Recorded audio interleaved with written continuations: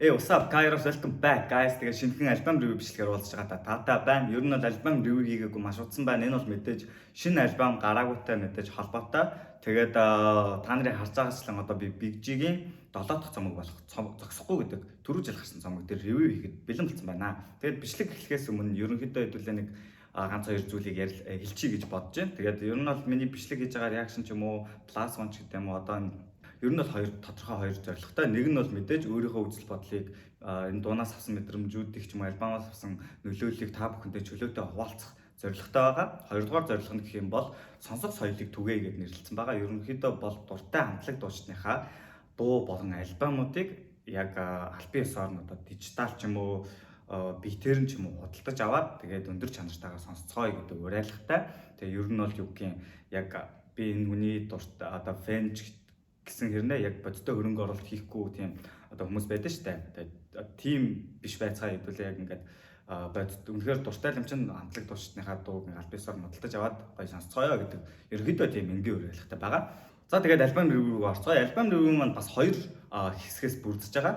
Тэгээ ер нь бол эхний хэсэг нь бол мэдээж ойлгомжтой энэ цомгоос авсан одоо миний мэдрэмж та нар хуваалцах одоо хамгийн сайн дуу миний хувьд ямар дуу байв, муу дуу ямар дуу байв гэх мэтчлэн зүйлсүүдийг та нартай ярилцах. Хоёрдугаар хэсэг дээр нь бол илүү Big G гэдэг хоёр хүний ялгаа, энэ хүний талаарх, энэ рэп одоо карьерийн талаарх миний үзэл бодол ч гэдэг юм уу те өөрийнхөө үзэл бодлыг дэлгэрэнгүй хуваалцах учраас бичлэгийг ер нь бол дуустал зэрэг гэж хэлмээр байна. Тэгээд альбом ревю руу орцгоё. God damn, you know who I am. За тэгээд цомог маань бол ерөнхийдөө 2019 оны 10 сарын 13-нд Crocus event тоолд 14 буюу 2 цагаас нээлттэй хийсэн байгаа. Тэгээд цомог бол ерөнхийдөө 13 интротойгоо нийлээд 13 тракаас бүрдэж байгаа. Яг одоогийн байдлаар цоошин 7 дуу байгаа. Тэгээд цацагдсан гэвэл 6 дуунаас бүрдсэн ийм цомог байгаа. Тэгээд мэдээж интрогоор эхэлж байгаа. Тэгээд ер нь бол ямар нэгэн альбомыг сонсохдоо би интро дээр нэлээд ач холбогдол өгдөг байгаа. Яагаад тэгэхээр ерөнхийдөө артист маань тодорхой хэмжээний цаг хугацааг зарцуулаад өөрийн тодорхой одоо мэдрэмжээсээ биднэрт хуваалцах чинь те одоо юу гэх юм ажиллаар бол нэг тодорхой ажиллаа биднэрт тайлгнаж ийн гэж хэлж болно. Тэгээд яг тэрэн дээрээ яг интрогоо яаж хийсэн байна гэдэг нь надад бол их чухал санагддаг. Тэгээд мэдээж энэ интрогоор эхэлж байгаа. Интро нь надад таалагдсан. Яагаад тэгэхээр ерөнхийдөө Монгол рэпер гэдэг дууныхаа битэн дээр ремикс хийгээд ингэж ямар үггүйгээр ингээд битээр эхэлж суурэ дэвсч өгч байгаа нь их гоё санагдсан. Одоо юу гэх юм яг Монгол рэпер гэдэг одоо үг хэлийг гаргаж ирсэн гэдэг юм уу. Та яг одоо Монгол рэперийг сонсож байна гэдэг үзэгчдэд бэлдэж өгсөн тийм гоё интро болсон болов уу гэж миний хувьд бол бодсон. Тэгээд дуунуудын хувьд гэх юм бол Алив гэдэг дуугаар эхэлсэн. Тэгээд Алив гэдэг дуу нь бол ер нь цацагдсан учраас бол энэ талаар нэг ярилцаад явах уу гэж бодож байна. Тэгээд хоёр дахь трак нь бол Цоошин дуу бага амтд гэдэг дуу байгаа. Энэ дууны утга агуулмж нь бол ерөнхийдөө энэ худлаар рэп хийдэг одоо амнаас цаашгүй шийдгүү гарууд гэдэг юм уу те нэг тиймэрхүү дис маягийн тиймэрхүү хүмүүст зориулсан одоо тийм паблик дис маягийн дуу болсон санагдсан. Энэ бол нэлээд агрессив ууртай юутай вайптай дуу болсон байгаа. Тэгээд дараагийн дуу гэх юм бол Баяр хүргэе гэдэг дуу байгаа. Энэ дуу нь бол ерөнхийдөө маш ангинээр хэлэхэд бол G-ийн уу гэдэг маш том дуу байдаг. Одоо өөрийнх нь карьерийнх бас нэлээд том дуу гэж бол миний хувьд боддог. Тэр нийгэм төлөөсөн нөлөөлөлтэй тэр аригтлал гэдэг зүйлийг хүмүүст үзээ ядуулах маш буруу зүйл гэдгийг бол клип болон дууны үгсээрээ маш гоё билд хийж харуулж чадсан. Тэгэхээр том уран бүтээлүүдийн нэг гэж боддог. Тэр дууных нь хоёр дахь вершн л гэж хэлж болно. Баяр хүргэе гэдэг нь. Одоо тэгэл яг л ариг гэдэг зүйлээс болоод ямар муу асуудлууд гардаг, ямар юу гардаг гэдгээ ер нь бол хэлсэн. Тэгээд ялсан ч байсан архиудаг, ялагдсан ч архиудаг, ер нь яасан ч архиудаг энэ яатсан нийгэм бэ л гэдэг утгатай тийм дуу байгаа. Тэгээд дараагийн дуу нь гэх юм бол Гэрэл хасаа гэдэг дуу байгаа. Гэрэл хасаа гэдэг дуу нь бол Мөнхөрдөн гэдэг артисттай хамтарсан. Ер нь бол тахилтан тийм одоо R&B одоо pop тахилттай. Тэгээд G мэдээж хоёр бадаг өгүүлж байгаа. Тэгээд энэ нь бол ерөнхийдөө бол хүмүүст илүү хин нэгнийг үгүйсгэж хейт хийх гэхээсээ илүү өөрийн хийж чаддаг зүйлээрээ нийгэмд нэг ч гэсэн гэрэл хасааж одоо хүнээс өө хайх гэхээсээ илүү өөрийнхөө алтаагдсаад өөрийн чаддаг зүйлээ илүү чадваржуулаад төгсөржүүлээрэ гэсэн мотивацийг өгсөн. Утга агуулгатай тийм хөнгөн гоё мессежтэй дуу болсон байна лаа. Тэгээд дараагийн дууны хувьд бол Замбуулин гэдэг дуу байгаа. Энэ дуу надад одоо хамтарсан артистууд одоо хэд хэдэн хамтрлууд байгаа шүү дээ. Одоо энэ чинь Катай, клик бүүмтэй хамтарсан байгаа, Зүгийтэй хамтарсан байгаа, Мөнхөрдөнгийн артист хамтарсан байгаа. Ер нь бол хамтрлууд дундаас нь хамгийн их таалагдсан дуу нь бол Замбуулин гэдэг дуу байгаа. Яагаад вэ гэхээр одоо ер нь бол дууных нь мессеж нь бол маш энгийн ирнэ, маш том агуулгатай дуу. Одоо юу гэх юм, одоо энгийнээр хэлэх юм бол зүг зүйлэн Замбуулин гэдэг шиг тийм дуу болсон. Тэгээд жигийн хэсэг бол надад нэг яг хуу ингээ ядгаар яваа цаашаа явсан. Тэгээ энэ дууныг хамгийн гоё одоо сүнсжүүлж одоо юу гэх 18 гэх юм уу те. Одоо яг юм төгс төгөлдржүүлэх хэмжээнд нь одоо авиацсан хүн гэх юм бол зүгий байгаа. Тэгээд зүгигийн яг ордог нэг verse нэг бадг нь бол үнэхээр гоё байсан. Мэдээж бол зүгийн хан дээр нэг яагаагүй өглөөгүй ерөнхийдөө өөрийнхөө тайп болох тийм ярианы тайпаараа орсон. Тэгээд мэдээж мессежтэй болон хүчтэй үгсүүдийг ингэж хэлж байгаа нь бол энэ дууг илүү чимэг болгож илүү юм нарийн тийм сүнсжүүлсэн юм шиг санагдсан. Тэгээд ер нь хамтрал дундаас нь хамгийн их таалагдсан дуу Замбуулин гэдэг дуу байгаа. Тэгээд дараагийн дуу нь бол надад энэ цомгоос хамгийн best дуу байгаа. Хөдөө гэдэг дуу байгаа. Энэ дууны хувьд бол яагаад ч нэгдүгээр бит нь маш гоё. Бит нь үнэхээр таалагдсан. Тэгээд хоёрдугаарт гэх юм бол үнэхээр гайхалтай санагдсан зүйл нь бол тэр дүрсжүүлэлт одоо яг юм хөдөөгийн талаар дуулж байгаа. Хөдөөгийн энгийн нэгэн айл, хөдөөгийн агаар салхи одоо үүс ургамал юу гэдэг тэр нарийн зүйлсүүдийг яг ингэж дүрсжүүлж бүр ингээд нүдэн ханаад тэр хөдөө гэдэг дууг сонсоход бүр яг ингээд яг хөдөө очсон юм шиг амар гоё тийм дүрслэлтэй дуу. Ер нь бол одоо юу гэх юм яг одоо тийм эх орны маань одоо ингээд санагалзуулах, эх орноор бахархах одоо яг бахархах одоо Чингис хаан гэж бахархах биш. Яг үндсэн тэр эх орныхоо тэр байгаль гэдэг хөдөөгийн тэр нүүдэлж ард түмж гэдэг юм уу те тийм зүйлээр бахархах сэтгэлийг төрүүлсэн. Аюу гоё, үнэхээр гоё тийм гоё тийм Монгол рэп гэж хэлэхэд бол таарсан. Тэгэхээр гоё дуу болсон байсан. Энэ дуугаар бол ялцчихгүй би топ одоо хамгийн гоё дуугаар нь бол нэрлсэн байгаа. Маш гоё тийм чийл гоё мэдрэмж төрүүлсэн дуу байгаа. За тэгээд дараагийн дуу гэх юм бол Keep Walk гэдэг дуу байгаа. Энэ дуу нь бол цомогт бол цоошин дуугаар орсон. Гэхдээ цомог гарснаас хойш клиптэйгээ цацагдсан учраас бол ерөнхийдөө хуульчин дуу гэж хэлж болно. Та бүхэн бас сонссон байгаа байх. Тэгээ энгийн клиптэй энгийн утгатай. Дуу ерөнхийдөө одоо юу гэх бэ? Энд дээр бичсэн байгаа л та энэ дуунаас бол хамгийн ерөнхийдөө тэгэл одоо өөрийнхөө хийдэг зүйлийг хийгээд яваад ах юм бол чи нэг цагт амжилт хүрнэ чи одоо ингээл хийдэг зүйлдээ үнэнч бай гэдэг яг жигийн үндсэн философи яг хөдөлмөрч бай гэдэг утгыг л агуулсан. Тэгээ эндээс надаа хамгийн гоё catchy санагдсан зүйл нь яг юу вэ гэхлээр бол чиний гаргасан амжилт чамайг биш тэднийг өөрчилдөг гэдэг энэ санаа надад яг энэ дууны хамгийн гоё санаа санагдсан. Тэгээд бусдаар бол ерөнхий утга агуулга нь бол тэгээд яг Keep Walk гэдэг утгатай л философитой дуу гэж хэлж болно. Тэгээд дараагийн дуун дээр хэм бол Эд гэдэг дуу байгаа. Энэ дуу би анх эхэлж байхад нь бол их гайхажсэн. Одоо юу гэх юм жи нэх одоо өмссөн зүсэн эд материалаа нэг флекс хийдэггүй шүү дээ. Ер нь бол тэрийг хийхгүй байгаа нь өөрийгөө keep real гэдэг утганд нь бас агуулга тийм шиг санагддаг.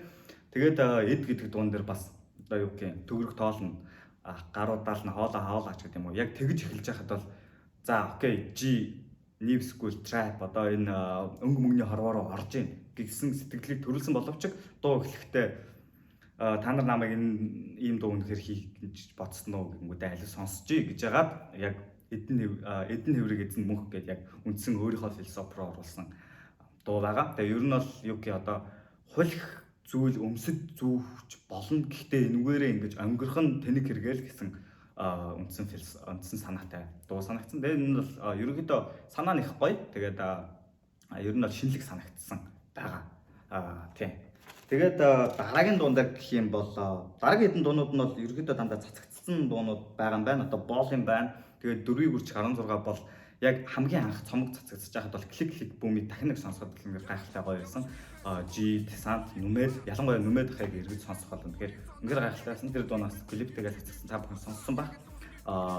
Тэ цацагдсан дуунууд дундаас бас энэ дуу мэдээж шинэлэг өгөөд их гоё дурсамжуудын манд сэргээсэн клик бүүмийг эргэж харах боломжийг олгох аяга гоё дуулсан байгаа.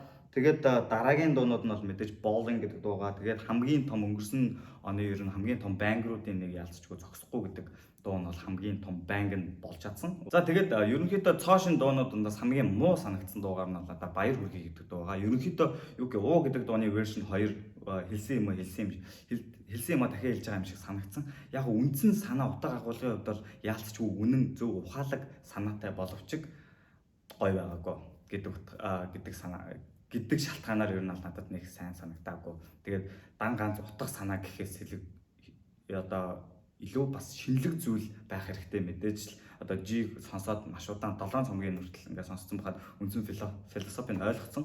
Тэгсэн байхад дахин ингээд байх нь жоохон ядаргаатай санагдсан. Тийм.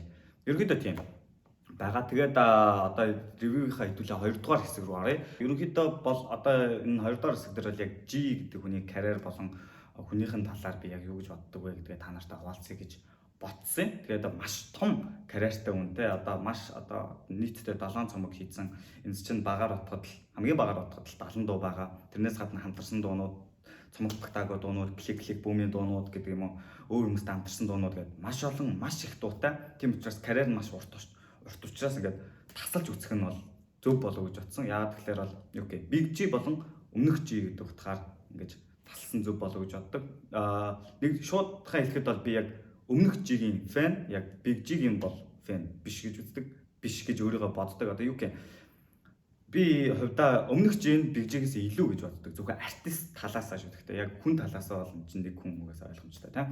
Артист талаас бол өмнөх G надад илүү таалагддаг. Юу гэх 33 цомгоос хойш ерөнхийдөө G маань Big G болж одоо карьераа ингэж арай өөр түвшинд аваадсан гэж хэлж болно. Тэгээ яг хав надад одоо яг скил ч гэдэг юм уу бүх юм одоо нийгэм нөлөөлөл, фристайл, флоу, панчлайн одоо үндсэн хипхопын энэ скиллүүдээр бол хинээс ч дутаггүй. Ер нь бол тэр утгаараа ер нь бол одоо кинг ч юм уу тиймэрхүү нэрийг өөртөө өгөөд одоо ер нь бол зарим нь зөвшөөрсөн байгаа.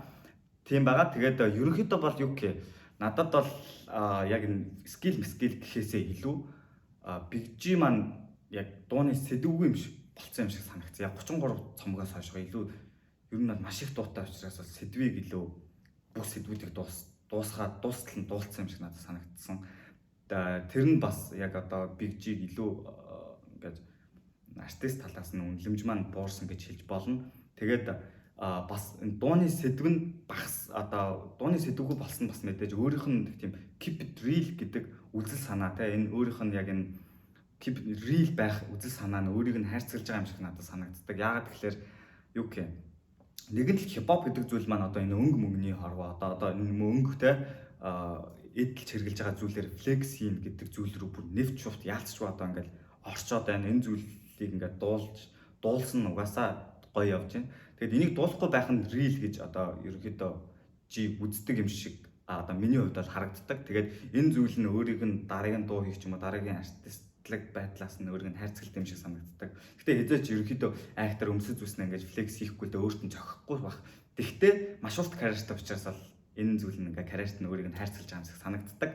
Тэгээд энэ дээр бол маш гоё шилжилтийг хийж чадсан юм бол надад бол Десант санагддаг. Десант бол яг адилхан карьертай те эхэлсэн цэг нь бол G-тэй ерөнхийдөө яг адилхан цэгээс эхэлсэн. Гэхдээ яг энэ flex, энэ new school, энэ trap чиглэл рүү өөрийн хэв маягаараа маш гоё уусч чадсан. Тэрийг яг үнэхээр хамгийн гоё баталж чадсан нь бол одоо backyard-аас эхлээд саяхан хүртэл гинжингийн 24 гэдэг дуун дээр хамтарч орсон нь бол яг энэ шинэ new school руу яг ингэж шилжиж орохдоо маш гоё шилжилтийг хийж орсноор ингээд яг респекттэй яг ингээд гоё авч үлдсэн юм шиг санагддаг. Жигийн хувьд бол илүү тэр real гэдэг үгэндээ хайрцаглаад байгаа юм шиг санагдсаар байгаа. Тэгээд гэхдээ мэдээж бол дараагийн уран бүтээлүүд нь гарахад бол мэдээж сонсно яалцгүй Монголын хипхопын хамгийн том хүмүүсийн нэг учраас бол мэдээж шинэ дуу гаргал цаг тухайд нь сонсон, цомог гаргал цаг тухайд нь аваад сонсно яалцчгүй хипхоп гэдэг зүйлийг яг ингээд биеэрээ мэдрээ дуртай болох шалтгаануудын маань хамгийн том одоо төлөөллүүдийн нэг нь бол мэдээж G гэдэг хүн учраас бол мэдээж стил фэн хэвээр байх бах. Гэхдээ одоо өмнөхөө бодвол үнэлэмж буурсан гэдэг санааг л та нарт одоо хэлэх гээд байгаа санаа маань ерөнхийдөө тийм гэж хэлж болно. Тэгээд ерөнхийдөө бол иймэрхүү байна. Тэгээд та нар бас G дээр ямар санал сэтгэлдтэй байдаг вэ? Коммент хэсэгт хуваалцаарай. Тэгээд бас цомгийг сонссон бол хамгийн гоё таалагдсан дуугаа бас доор бичээрэй. Бас хамгийн муу болсон дуугаа ч юм уу тэрийг гоё чөлөөтэй гоё дэлгэрэнгүй коммент хэсэгт бичээд бид бусад хүмүүстэй бол надтай хуваалцаарай гэж хэлэхэд таатай байна. Тэгээд энэхүү бичлэг маань таалагдсан бол лайк дараарай. Тэгээд дараагийн бичлэгээр реакшн ч юм уу, альбом ревю ч юм уу янз бүрийн бичлэг хийх санаа байгаа. Ер нь бол хэд хэдэн санаанууд байгаа. Тэгээд дараагийн ямар нэгэн бичлэгээр уулзлаа. Баяр таа.